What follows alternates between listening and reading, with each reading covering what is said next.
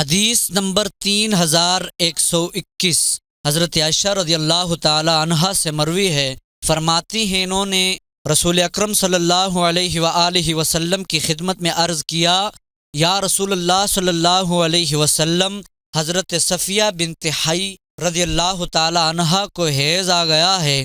آپ نے فرمایا شاید ان کی وجہ سے ہمیں رکنا پڑے گا، انہوں نے تمہارے ساتھ بیت اللہ شریف کا طواف نہیں کیا۔ سب نے کہا ہاں کیا ہے، فرمایا پس چلو۔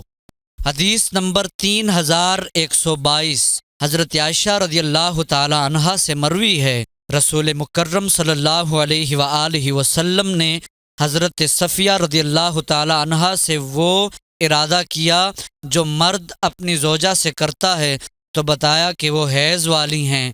رسول اکرم صلی اللہ علیہ وسلم نے فرمایا شاید وہ ہمیں روکنے والی ہیں۔ عرض کیا یا رسول اللہ صلی اللہ علیہ وسلم، وہ قربانی کے دن طواف زیارت کر چکی ہیں، فرمایا اب وہ تمہارے ساتھ جا سکتی ہیں۔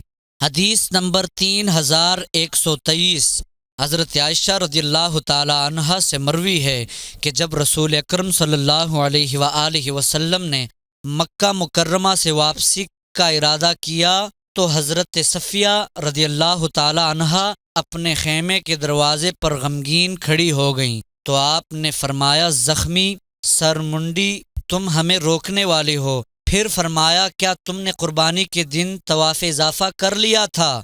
انہوں نے عرض کیا جی ہاں، فرمایا پس چلو۔ حدیث نمبر 3124 ایک اور سند سے اس کی مثل مروی ہے، لیکن اس میں ان کے غمگین ہونے کا ذکر نہیں۔